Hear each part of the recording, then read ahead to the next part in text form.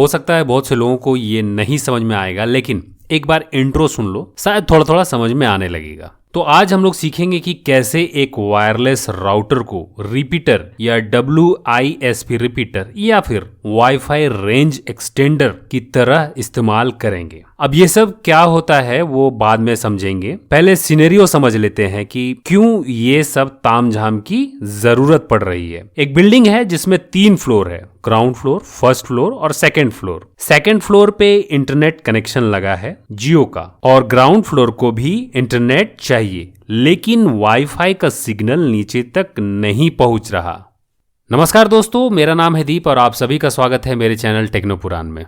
Hope की scenario समझ में आ गया होगा। अब समस्या ये है कि तार नहीं यूज करना है क्योंकि लेबर का खर्चा बढ़ जाएगा। वैसे तो इंटरनेट नीचे पहुंचाने के 2 तरीके हैं। पहला तरीका है या तो आप नेटवर्किंग वायर जियो के राउटर से, जो कि सेकंड फ्लोर में है, वहां से लेकर के नीचे ग्राउंड फ्लोर तक ले जाएं और एक वाईफाई राउटर खरीद के उसमें लगा ले। और दूसरा तरीका है एक आप वाईफाई रेंज एक्सटेंडर या वाईफाई रिपीटर या WISP रिपीटर का प्रयोग करें।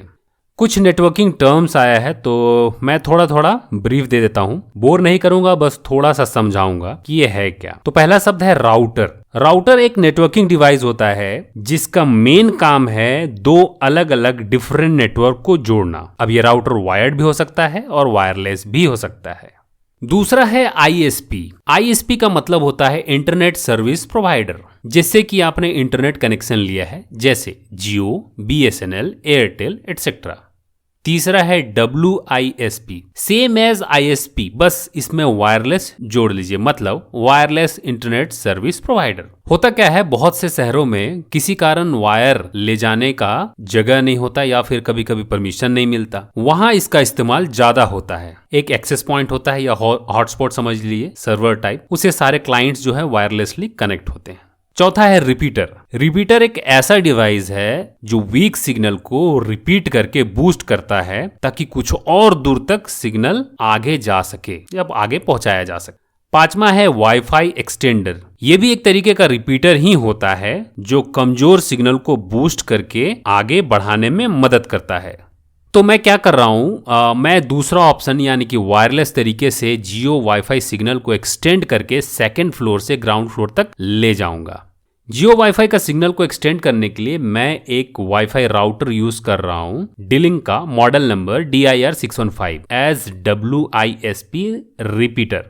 तो सबसे पहले हम चेक कर लेंगे कि जियो राउटर का सिग्नल कहां तक आ रहा है। ध्यान रखेंगे कि सेकंड फ्लोर का खिड़की दरवाजा सब बंद रहे, क्योंकि हमेशा खुला तो नहीं रहेगा ना। D-Link राउटर एक बार दिखा देता हूं। तो इसमें पीछे 4 लैन पोर्ट है, एक WAN पोर्ट या इंटरनेट पोर्ट बोल सकते हो आप, एक रीसेट बटन है और एक पावर 5 वोल्ट का फीमेल पोर्ट है। ऊपर की ओर 3 लाइट्स हैं, power light, wifi light and एक इंटरनेट लाइट। राउटर के नीचे बस थोड़ा सा इन्फो है राउटर के बारे में, जैसे डिफॉल्ट IP एड्रेस, वाईफाई का नेम यानी SSID, WPS pin, user name and password. बाकी बॉक्स में कुछ डॉक्यूमेंटेशन है, एक पावर एडेप्टर है और एक LAN केबल है छोटा सा। एडेप्टर जाहिर सी बात है 5 वोल्ट का होगा, 1 एम्पेयर यानी 1000 मिली एम्पेयर का है। चलिए पावर देते हैं D-Link राउटर को और इसको एक्सेस करते हैं बिना LAN केबल के, मतलब वायरलेसली कॉन्फ़िगर करेंगे हम इस राउटर को। चलिए लैपटॉप पे चलते हैं, ये वाईफाई आइकन पे क्लिक करते हैं। भारती टेक सर्विसेज, ये मेरा जियो वाईफाई का नाम है, मतलब SSID, और ये रहा DIR615 जो कि D-Link राउटर का है, जिसको हमने अभी अभी ऑन किया है। इसको कनेक्ट करते हैं तो पासवर्ड D-Link राउटर के पीछे, मतलब कि नीचे लिखा हुआ है, और ये हो गया कनेक्ट। एक बार मैं आपको CMD में गूगल पिंग करा के दिखा देता हूं, तो आप देख सकते हो अनरीचेबल है, लेकिन D-Link राउटर से पिंग कर रहे हैं जो जिसका कि IP है 192.168.0.1, तो पिंग हो रहा है, मतलब D-Link राउटर और मेरा लैपटॉप दोनों एक दूसरे से कनेक्टेड हैं। एग्जिट करते हैं CMD को और चलते हैं क्रोम पे। टाइप 192.168.0.1 जो कि D-Link राउटर को एक्सेस करने का एड्रेस है। क्लिक स्टार्ट ताकि कॉन्फ़िगरेशन करना शुरू करें। यहाँ डिफॉल्ट इंग्लिश लैंग्वेज ही रहने दें, सो क्लिक यस। अब क्लिक कंटिन्यू। यहाँ डिवाइस मोड का सेटिंग करेंगे कि डिवाइस को हम किस तरीके से इस्तेमाल करना चाहते हैं। सबसे पहले हम कनेक्शन मेथड को सेलेक्ट करेंगे कि वायर्ड है या फिर वायरलेस। तो कनेक्शन टाइप देंगे वायरलेस, क्योंकि मुझे वायरलेस करना है तो मैं वाईफाई को सेलेक्ट करूंगा। अब यहाँ 3 ऑप्शन है। पहला क्लाइंट, मतलब जियो वाईफाई से D-Link का राउटर जो है कनेक्ट हो जाएगा और इंटरनेट को लैन पोर्ट से शेयर करेगा। दूसरा है रिपीटर। ये ऑप्शन भी हम यूज कर सकते थे, लेकिन मैंने तीसरा ऑप्शन यूज किया है WISP रिपीटर। दोनों ऑप्शन ठीक है, बस रिक्वायरमेंट के हिसाब से मेरे लिए WISP रिपीटर ठीक है, इसीलिए मैंने WISP सेलेक्ट किया है। डिफरेंस बता देता हूं। रिपीटर में क्या होता है कि ये बस एग्जिस्टिंग वाईफाई नेटवर्क को बूस्ट या एम्पलीफाई करके दोबारा से ब्रॉडकास्ट करता है। वहीं WISP रिपीटर में पहले से जो वाईफाई है उससे कनेक्ट होके एक नया नेटवर्क क्रिएट करता है। इसका मतलब वाईफाई का नाम भी चेंज हो जाएगा या वो भी रह सकता है। सरल भाषा में बताऊं तो जो यूजर WISP रिपीटर वाले वाईफाई से कनेक्ट होगा वो मेरे यानी जियो राउटर से कम्युनिकेट नहीं कर पाएगा, क्योंकि WISP रिपीटर यूज करने से 2 डिफरेंट नेटवर्क बन जाता है। और अगर कोई सवाल हो तो please follow me on Instagram same Technopuran के नाम से है। अब क्लिक नेक्स्ट। यहाँ क्लिक वायरलेस नेटवर्क्स। सर्च करें अपने जियो वाईफाई को। मेरा जियो वाईफाई का नाम है भारती टेक सर्विसेज, लेकिन D-Link का राउटर इसको ढूंढ नहीं पा रहा है और मैं फोर्स कर रहा हूं तो D-Link का जो राउटर है वो रीस्टार्ट हो जा रहा है ऑटोमेटिक। तो मुझे समझ में आया कि मेरा जो जियो वाईफाई राउटर है वो 2 रेंज पे काम करता है। पहला है 5 गीगाहर्ट्ज और दूसरा है 2.4 गीगाहर्ट्ज। वहीं दूसरी ओर D-Link का राउटर ओनली 2.4 गीगाहर्ट्ज पे काम करता है और भारती टेक सर्विसेज 5 गीगाहर्ट्ज पे सेट है।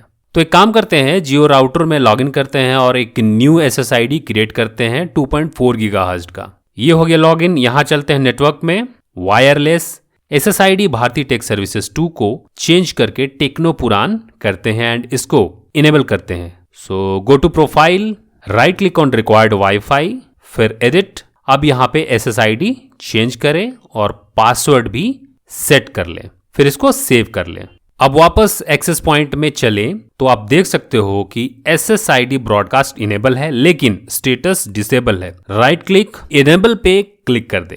एक बार वाईफाई का सिग्नल चेक कर लेते हैं लैपटॉप से, तो आप देख सकते हो टेक्नोपुराण दिखने लगा है। वापस चलते हैं D-Link वाले राउटर पे और वायरलेस नेटवर्क पे क्लिक करते हैं, तो आप देख सकते हो टेक्नोपुराण नाम का वाईफाई यहाँ पे भी दिखने लगा है। Click it. अब पासवर्ड दें और इंक्रिप्शन टाइप में दोनों सेलेक्ट कर लें, TKIP + AES and click next.